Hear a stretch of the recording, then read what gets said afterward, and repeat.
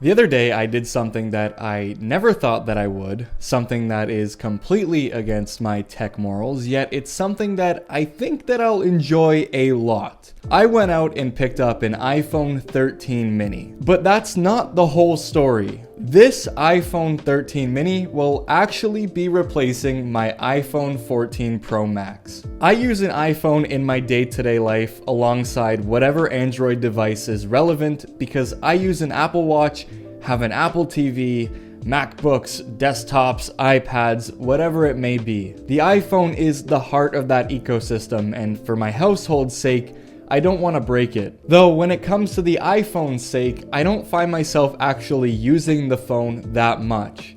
Typically, I put maybe 2 hours into that phone on any given day. And a lot of this is just due to the fact that notifications and what I do on the phone show up on nearly every other device I have in the house. And it's got me thinking, why am I carrying around such a heavy, large, and expensive device when I barely use it? But before we get into it, a like and a sub to the channel would be greatly appreciated. We're getting very close to April 4, which is 1 year since I actually created this YouTube channel. So if we can hit 15,000 subscribers by April, I would actually be mind blown, and I don't know if we can even do it. Who knows? Anyways though, I bought this little guy, and little is an understatement. I've never actually held one of these before, and this is my first hands-on with the mini, and it was kind of a little shock. Side by side with the 14 Pro Max, it kind of looks like a toy.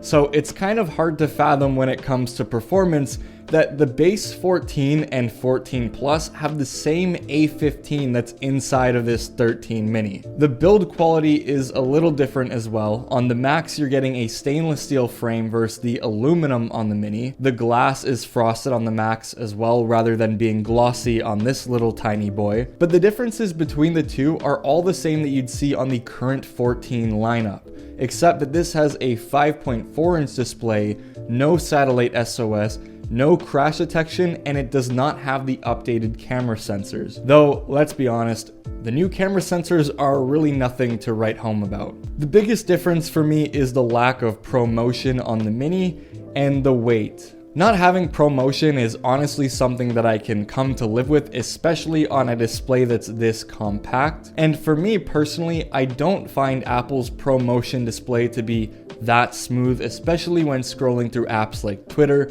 and the other social media applications that I use on a day-to-day basis. I just don't find it to actually be refreshing at 120 Hz. I find the variable refresh rate to be kind of inconsistent on the iPhone, but I'm not no scientist, so I'm not really gonna go ahead and get that deep into it. But the weight on the iPhone 13 mini is 99 grams lighter than the iPhone 14 Pro Max, and that's amazing. It doesn't get fatiguing, uncomfortable, and you barely even know it's in your pocket. Carrying the 14 Pro Max is like holding two naked iPhone 13 minis. It's heavy. Granted, it's a phone that's built well and built to last, though with just 1 week into owning this iPhone 14 Pro Max, I dropped it from about hip height and completely shattered the entire back glass of this thing. If you're buying this phone, just keep it protected. I would recommend these mouse cases. They're honestly really nice. I have a ton of them. They're really durable, but even these cases sometimes cannot be enough.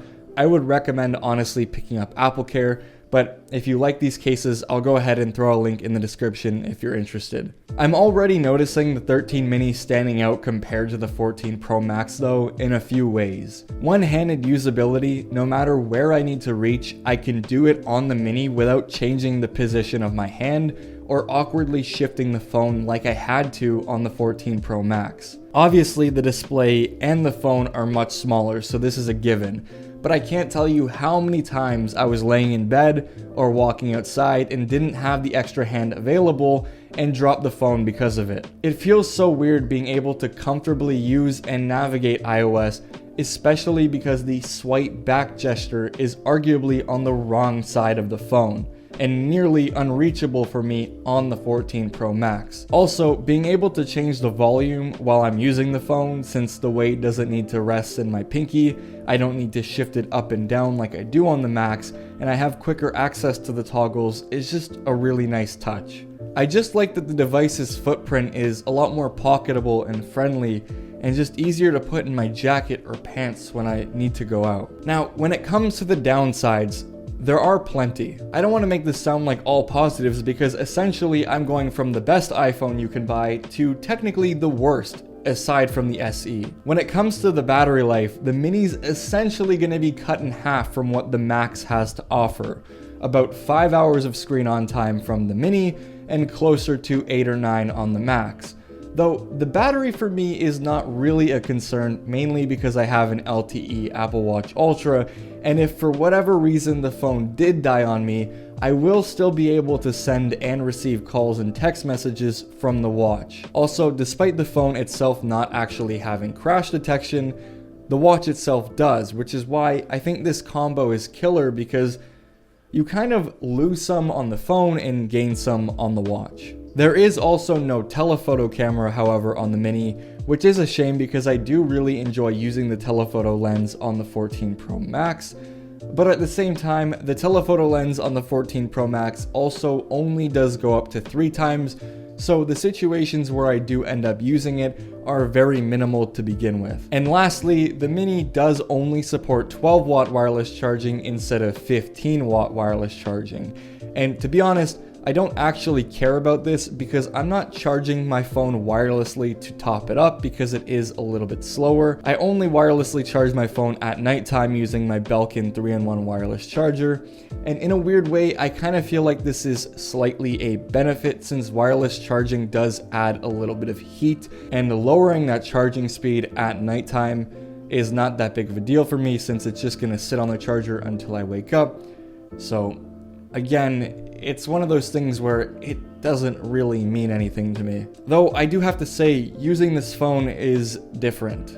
This is brand new to me. I literally bought it the other day. But having flagship level performance in a device that is this small feels a little unnatural. It's no wonder to me that the Mini had a cult following, and it's kind of a shame that Apple axed it this year with the 14 series. Just out of curiosity, how many of you watching would actually like to see a video following up with, maybe 2 weeks down the line, a month down the line, or a 2-month update using the iPhone 14 mini as a daily driver?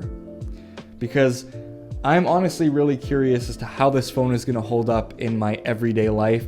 And I don't know, it just seems like it would be a really good companion. Like, the 14 Pro Max honestly seems like a little overkill for me, in my opinion. As a tech nerd, I always kind of want to go for the best of the best. But when it comes to the iPhone, realistically, all of them do the same thing.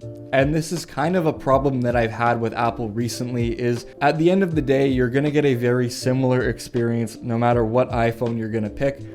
And these two, despite being very different phones, they're going to give you a very similar experience. And at the end of the day, it is kind of crazy to me that holding both of these in my hand, I can do pretty much the exact same thing on either of them. And I just want to see if that holds true 2 months down the line. So if you want to see an update on that, let me know in the comments down below and I will make that video. Anyways, if you all enjoyed this video, leave a like down below. I'll see you all in the next one, and peace out.